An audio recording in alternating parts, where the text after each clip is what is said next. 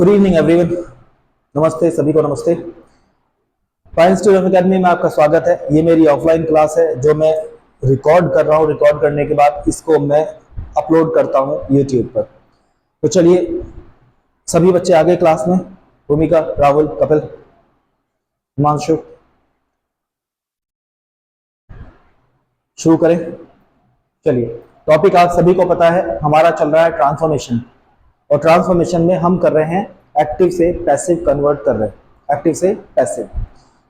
कल हमने assertive sentence को खत्म कर लिया था। असर्टिव सेंटेंस के पैसिव कैसे बनाए जाते हैं ये हमने सीख लिया था। अब हम आगे सिंगल इंटेरोगेटिव को कैसे पैसिव में बदलते हैं ये सीखेंगे। तो हेडिंग डाल लीजिए आप सभी लोग, सिंगल इंटेरोगेटिव।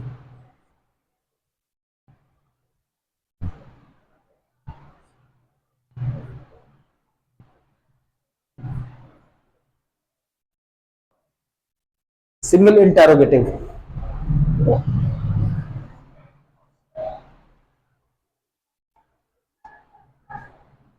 लिख लीजिए।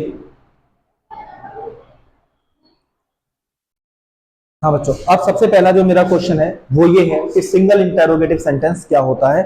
जैसे असर्टिव मैंने आपको बताया था और आपने भी मुझे बताया था कि ऐसा सेंटेंस असर्टिव सेंटेंस होता है जो सब्जेक्ट से स्टार्ट होता है।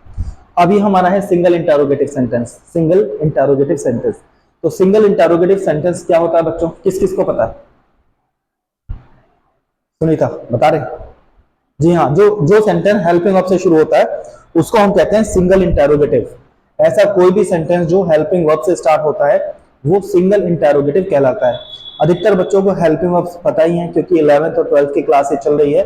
तो सिंगल इंटेरोगेटिव में सबसे पहले हेल्पिंग वर्ब आती है और हेल्पिंग वर्ब की जानकारी आप सभी को होगी। जैसे is, are, am, was, were, do, does, did, has, have, had, ये सभी क्या हैं? ये सभी हेल्पिंग वर्ब्स कहलाती हैं। तो ऐसा कोई भी सेंटेंस बच्चों सिंगल इंटेरोगेटिव होता है जो हेल्पिंग वर्ब से शुरू होता है, जो हेल्पिंग वर्ब से शुरू होता है। तो चलिए मैं एक सेंटेंस लिख देता हूं, जैसे did you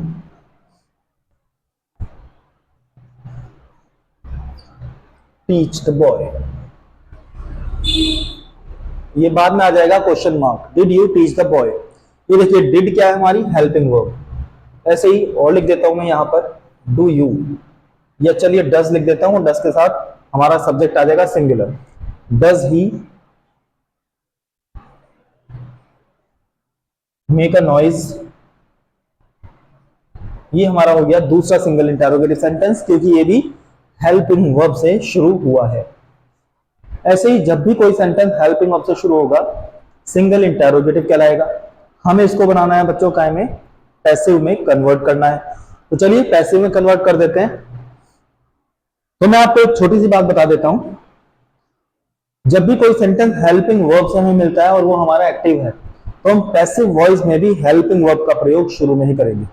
means single interrogative sentence को सिंगल इंटेरोगेटिव ही हम पैसिव में कन्वर्ट करेंगे।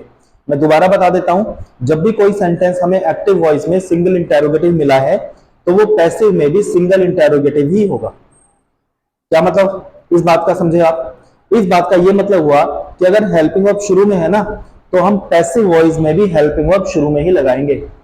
अरुण, संजीव, आगे समझ में? चलिए देख लीजिए, समझ में तो आ गया, फिर भी आप देख लीजिए। ये देखिए हेल्पिंग वर्ब है और ये हमारी क्या है? डिड।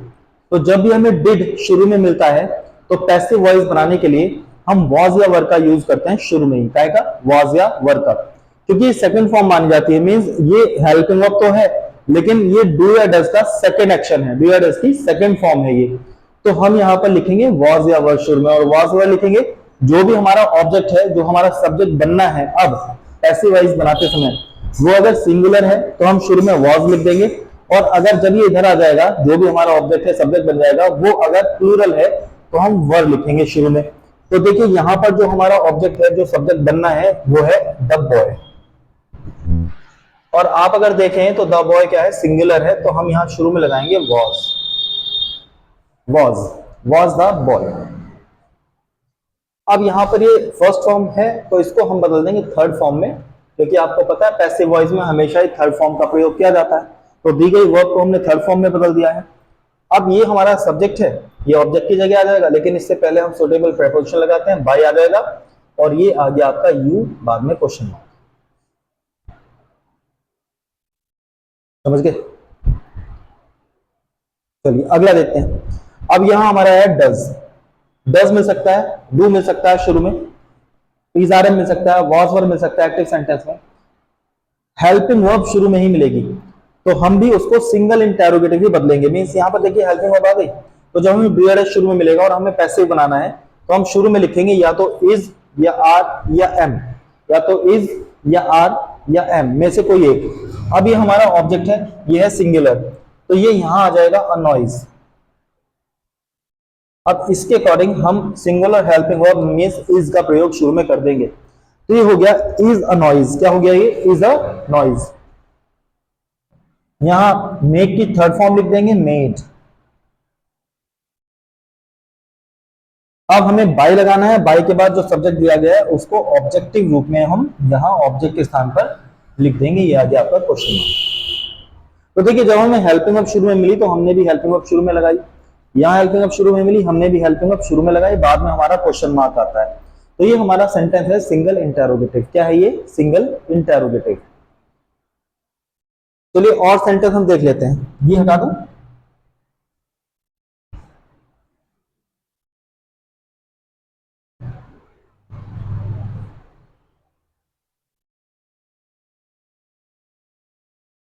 अच्छा एक बात बताऊं, गर्मी तो हो ही रही है, लेकिन शाम को पढ़ने का मजा ही कुछ और है। घूमने का मन करता है शाम को, अरुण का। अच्छा चलो पढ़ाई कर लो नालायक आदमी। अब देखिए और सेंटेंस देखते हैं। जैसे यहां पर लिखा है आपका are you singing a song.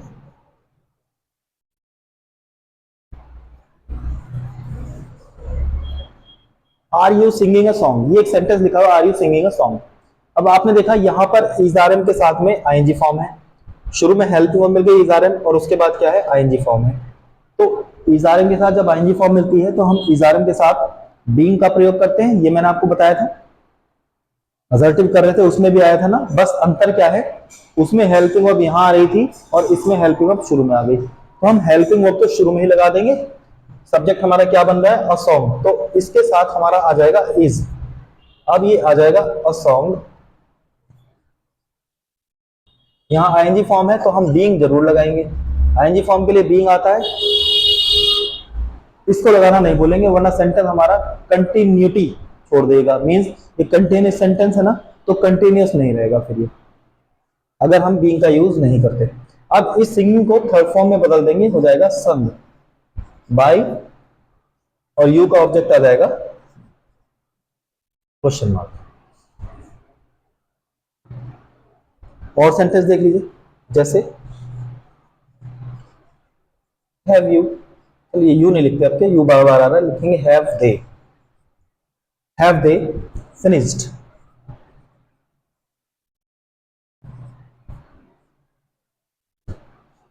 The game. Have they finished the game. तो अब यहां पर देखिए हैव हैज के साथ क्या मिला हमें? Third form. तो जब हैव या हैज का थर्ड फॉर्म मिलता है सुनिधि, तो क्या करते हैं हम बेटा? क्या किया था हमने कल? बीन का प्रयोग किया था। Very good. तो जब भी हमें हैव या हैज के साथ थर्ड फॉर्म मिलती है तो हम हैव या हैज के साथ बीन का प्रयोग करते हैं। ये हमने कल सीख लिया था।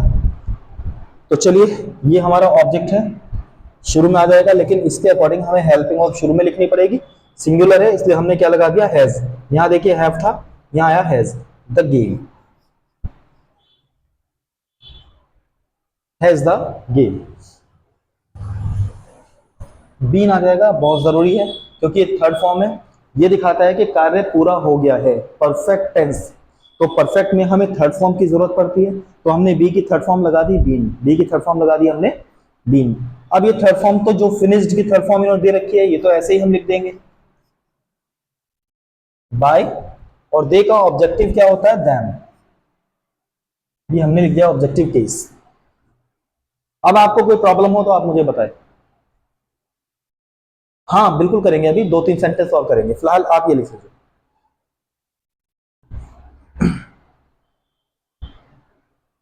ये भी हटा देता हूं मैं। समझ में सभी को आ गया?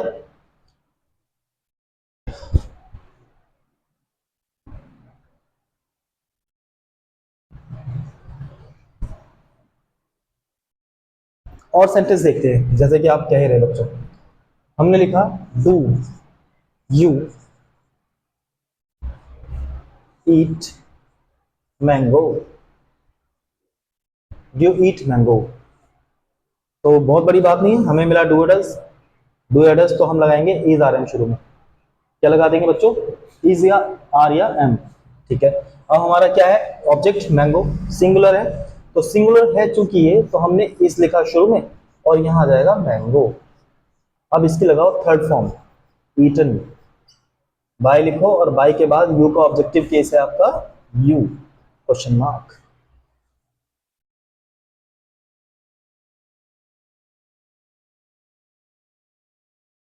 प्रैक्टिस करोगे तो हो ही जाएगा, घर पे प्रैक्टिस किया करो। भूल कैसे जाओगे अगर प्रैक्टिस करोगे मेरे लाल? भूल जाते हो बेटा, प्रैक्टिस करोगे तो बोलोगे कैसे? ग्रामर की तो जितनी प्रैक्टिस करोगे आप उतना ही फायदा मिलेगा आपको। Practice makes a man perfect, आपने सुना भी होगा। और प्रैक्टिस से ही ग्रामर आती है, ये नहीं कि आपने यहाँ सीख लिया और आपको आ गया। आप घर पे बैठ के भी प्रैक्टिस करेंगे, घर पे बैठ के प्रैक्टिस करें। कोई प्रॉब्लम आपको आती है तो आप मेरे से पूछें, शेयर करें, कमेंट बॉक्स में लिख दें। अगर आप यहाँ नहीं हैं, कहीं भी हैं, छुट्टी में नाना मामी के जा रहे हैं, जून चल रहा है, तो आप ऑनलाइन में, इसीलिए तो रिकॉर्डिंग आपको दे रहा हूँ ये, कि आप देख सकें इसको। वैसे मैं ये देता रहूंगा बाद में भी, जब सभी बच्चे 1 जुलाई से शुरू कर लेंगे जो छुट्टी पर गए हुए हैं, तो भी मैं रिकॉर्डिंग तो दूंगा ही आपको। चलिए अगला सेंटेंस देखते हैं। Are we waiting for him? Are we waiting for him, तो इसमें ऑब्जेक्ट है हमारा हिम, सब्जेक्ट हो जाएगा, तो उसके अकॉर्डिंग हमने लगा दिया इज ही। आईएनजी फॉर्म है तो सब्जेक्ट के बाद हमारा आ जाएगा बीइंग, क्योंकि आप सब समझदार हो गए, होशियार हो गए हैं, तो आपको पता ही है कि आईएनजी फॉर्म है तो बीइंग तो आना ही है। थर्ड फॉर्म, ये देखिए वेटेड हो गया और इसके साथ ये प्रेपोजिशन कंपलसरी होती है तो हमने ऐसे ही लगा दी, वेटेड फॉर। अब लिखेंगे हम बाई, और बाई के बाद हमारा ऑब्जेक्टिव आ जाएगा अस। ये लिख लीजिए, 2 सेंटेंस और करेंगे फिर हम आगे बढ़ेंगे।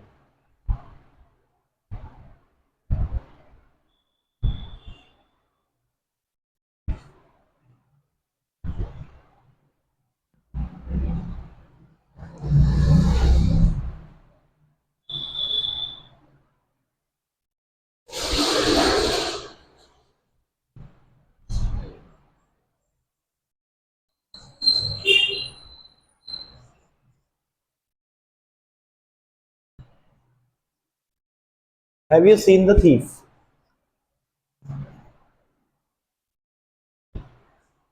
बच्चों मैं 1 जुलाई से बुक भी आपकी रिकॉर्डिंग ऑनलाइन डालता रहूंगा।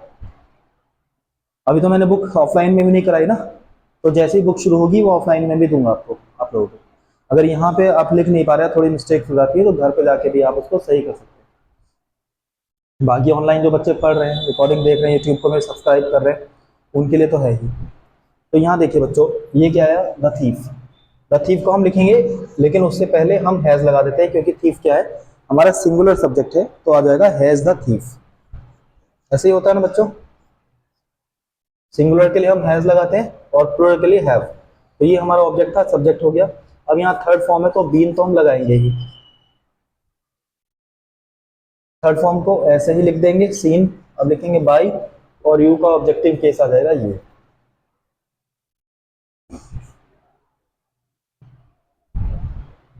चलिए और देखते हैं। Will she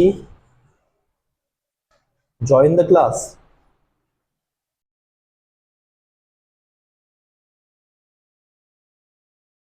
will she join the class, देखिए ये मॉडल हेल्पिंग वर्ब है, तो मॉडल हेल्पिंग वर्ब वाले सेंटेंस हमने कल की यही थे। क्या लगाते थे अरुण मॉडल हेल्पिंग वर्ब वाले सेंटेंस में? देखो रोहित की तरफ देख रहा है, बताओ रोहित क्या लगाते थे? सुनो, बी। क्या लगाते थे? बी। तो चलिए ये क्लास हमारा ऑब्जेक्ट है ही, तो यहां आ जाएगा विल द क्लास। अब हम यूज करेंगे be, will the class be. Joint याद रखा करो बच्चों, जब एक को याद है तो दूसरे को याद क्यों नहीं है भाई? बाय हर। ये हो गए हमारे सिंगल इंटरोगेटिव सेंटेंस। इसमें कोई प्रॉब्लम है तो आप बताइए मुझे।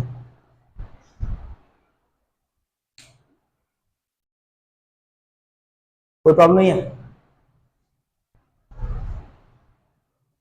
डबल इंटरोगेटिव शुरू कर दे, डबल कर देते हैं शुरू।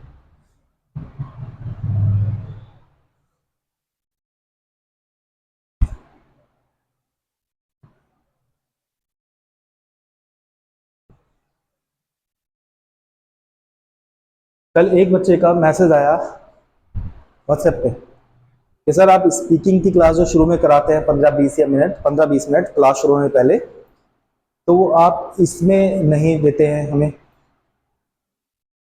तो बच्चों मैं आपको बताऊं, वो जो स्पोकन में कराता हूं शुरुआत में, वो मैं उसकी अलग से वीडियो बनाता हूं स्पोकन में।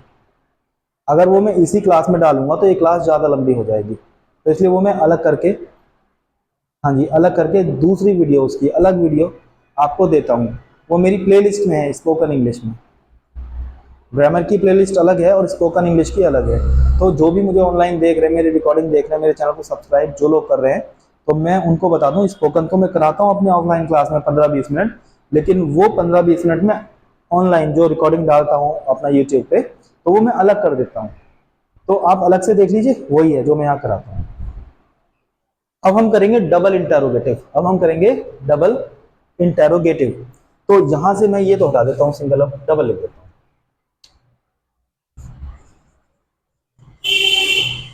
डबल इंटरोगेटिव क्या होता है बच्चों? डबल इंटरोगेटिव, हाँ जी बिल्कुल, हेल्पिंग वर्ब से सिंगल इंटरोगेटिव होते हैं ना, लाइक हेल्पिंग वर्ब से डबल इंटरोगेटिव चल रहे हैं। Double interrogative sentence interrogative word से, वेरी गुड। इंटरोगेटिव वर्ड से जो शुरू होते हैं ऐसे सेंटेंसेस जो इंटरोगेटिव वर्ड से शुरू होते हैं डबल इंटरोगेटिव सेंटेंस कहलाते हैं। अभी इंटरोगेटिव वर्ड क्या होता है? जैसे why, when, how, where, who, ये सभी क्या है? हमारे इंटरोगेटिव वर्ड हैं। क्वेश्चन वर्ड कहते हैं इन्हें दूसरी भाषा में, या प्रश्नवाचक शब्द इन्हें हम कहते हैं हिंदी में। तो ऐसे सेंटेंस जो डबल इंटरोगेटिव होते हैं हमेशा ही क्वेश्चन वर्ड शुरुआत में लाते हैं। तो बच्चों डबल इंटरोगेटिव सेंटेंस के हमें पैसिव बनाने हैं, तो मैं एक दो एग्जांपल आज आपको समझा देता हूं। अगर आपको नहीं समझ में आएगा तो दोबारा मैं आपको बता दूंगा। देखो, जब भी कोई क्वेश्चन वर्ड वाला सेंटेंस होगा जिसमें क्वेश्चन वर्ड शुरू में मिलेगा, तो वो हमारा होता है डबल इंटरोगेटिव सेंटेंस। तो क्वेश्चन वर्ड प्लस, समझना, question word plus single interrogative,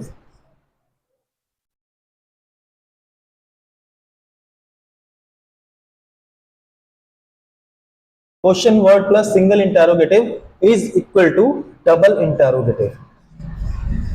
ये मैथ्स पढ़ा दिया, देखो मैंने आपको पढ़ा दिया ना मैथ्स। आप कहते हैं मैथ्स नहीं पढ़ाता मैं। क्वेश्चन वर्ड, यहां पे वाई लिखने की जगह मैं क्वेश्चन वर्ड ही लिख देता हूं, आप समझ लेना। Question word plus single interrogative is equal to double interrogative. कैसे? मैंने लिखा सबसे पहले कोई भी एक क्वेश्चन वर्ड लिख दिया वेयर। अब मुझे सिंगल इंटरोगेटिव सेंटेंस लिखना है, तो आएगी हेल्पिंग वर्ब। आएगी हेल्पिंग वर्ब, पहले सिंगल इंटरोगेटिव में हेल्पिंग वर्ब थी ना अभी। अब आ जाएगा subject mean single interrogative, where do you play cricket. तो ये हो गया हमारा single interrogative plus single question word plus single interrogative is equal to double interrogative. हुआ कि नहीं हुआ? चलिए अब हमें इसको क्या बनाना है? पैसिव में बदलना है। तो पैसिव में बदलने के लिए क्वेश्चन वर्ड की हम कर देते हैं नकल। जो भी क्वेश्चन वर्ड मिलेगा उसकी हम कर देते हैं नकल। अब बचा हमारा सिंगल इंटरोगेटिव सेंटेंस। तो सिंगल इंटेरोगेटिव अभी अभी आपने सीखे ही हैं, क्यों जी अरुण भैया, सीखे हैं कि नहीं सीखे? हाँ जी सौरभ, तो सौरभ आप बताओ क्या होगा अब? ये मिली हमें हेल्पिंग वर्ब, तो हम भी अब क्या लगा देंगे? Helping verb.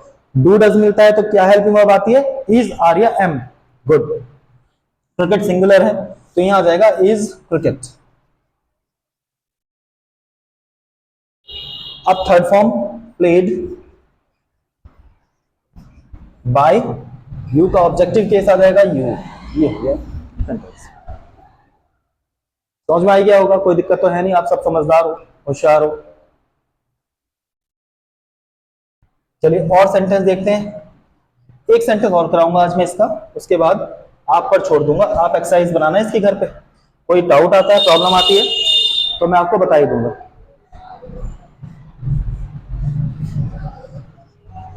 How did he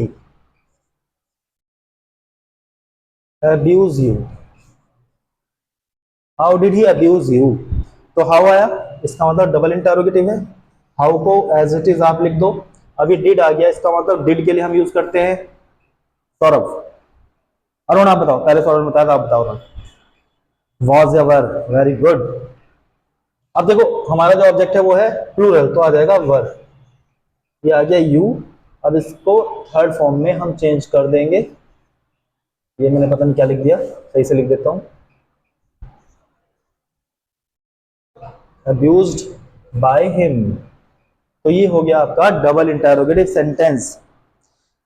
कोई प्रॉब्लम आपको होती है तो आप मेरे से दोबारा पूछ सकते हैं। जो बच्चे मेरा चैनल सब्सक्राइब करके वहां से वीडियो देख रहे हैं तो आप वो भी कमेंट करके अपने डाउट्स को रख सकते हैं, मैं उनको क्लियर कर दूंगा। ऑफलाइन क्लास मेरी अगर ज्वाइन करनी है तो अब 1 तारीख से नया बैच स्टार्ट होगा, आप उसको ज्वाइन कर सकते हैं। तब तक के लिए आप एंजॉय कीजिए, गर्मी में अपना ध्यान रखिए, ठंडा ठंडा पानी पीजिए और जितनी भी ज़्यादा लिक्विड चीज़ आप पी सकते हैं वो पीजिए। सुरक्षित रहिए। नमस्कार।